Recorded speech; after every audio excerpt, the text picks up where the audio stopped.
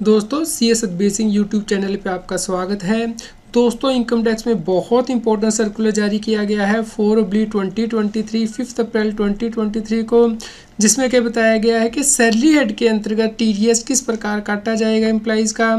दोस्तों जैसा कि आप सभी लोग जानते हैं कि फाइनेंस एक्ट 2023 के द्वारा इनकम टैक्स में नया section 115 BAC sub section 1A insert किया गया है, जिसे कि हम नई टैक्स रेजीम भी कहते हैं, जिसके द्वारा कि 1 अप्रैल 2024 से ये सेक्शन इंसर्ट किया गया है।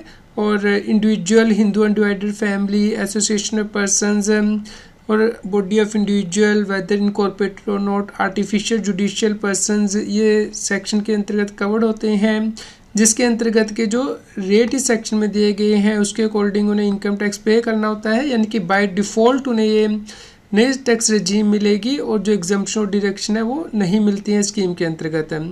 तो दोस्तों नई टैक्स रेजीम बाय डिफ़ॉल्ट मिलती है एप्लीकेबल टैक्स पेयर को, तो जिसकी वजह से कि बहुत सी प्रॉब्लम अब डिडक्टर को आ रही थी कि अब उन्हें टीडीएस किस हिसाब से काटना है, क्या उन्हें पुरानी स्कीम के अकॉर्डिंग काटना है एम्प्लॉय का टीडीएस या फिर नई टैक्स रेजीम के अकॉर्डिंग काटना होगा असेसमेंट ईयर 24-25 यानी कि फाइनेंशियल ईयर 23-24 के लिए।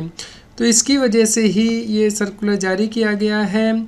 दोस्तों जो व्यक्ति बिजनेस एंड प्रोफेशन नहीं कर रहा है उसके पास हर साल ये ऑप्शन रहेगी कि वो या तो नई टैक्स रेजीम को ऑप्ट कर ले या फिर ओल्ड टैक्स रेजीम को ऑप्ट कर ले। तो जिसकी वजह से कि डिडक्टर को ये प्रॉब्लम आ रही थी कि उन्हें टीडीएस अब कैसे काटना है, क्योंकि उन्हें नहीं पता होगा कि क्या एम्प्लॉय नई स्कीम लेगा या फिर पुरानी स्कीम लेगा, जिसकी वजह से कि सर्कुलर जारी किया गया है। दोस्तों इस सर्कुलर में बताया गया है कि डिडक्टर यानी कि एम्प्लॉयर हर एम्प्लॉय से ये इन्फॉर्मेशन लेगा कि क्या वो नई टैक्स रेजीम को ऑप्ट करेगा या फिर पुरानी टैक्स रेजीम को। तो दोस्तों इस केस में इसके अकॉर्डिंग ही इनकम टैक्स एक्ट के अंतर्गत टीडीएस काटा जाएगा। दोस्तों इस प्रकार ये इंटीमेशन हर एम्प्लॉय से हर साल लिया जाएगा, और यदि कोई एम्प्लॉय इंटीमेशन नहीं देता है तो प्रिज्यूम किया जाएगा कि वो डिफ़ॉल्ट टैक्स रेजीम जो है वो एक्सरसाइज करेगा, यानी कि वो नई टैक्स रेजीम को एक्सरसाइज करेगा और उसके अकॉर्डिंग उसका टीडीएस एम्प्लॉयर के द्वारा काटा जाएगा।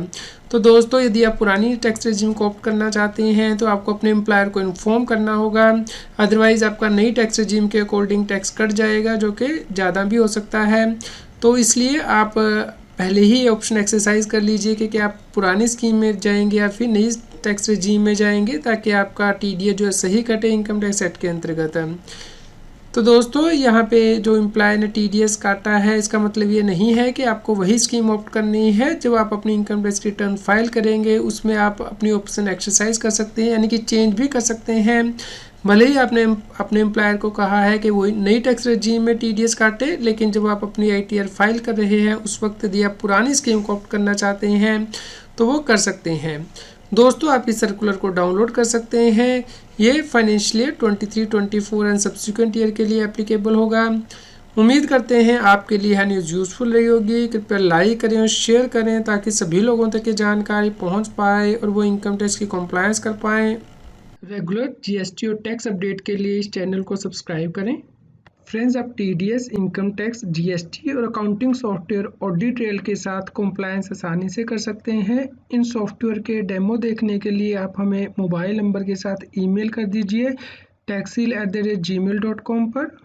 आप हमें टेलीग्राम ऐप CS बेसिंग टैक्सिल पर ज्वाइन कर सकते हैं ताकि आप जीएसटी और इनकम टैक्स के रेगुलर अपडेट अपने मोबाइल पर ही प्राप्त कर सकें।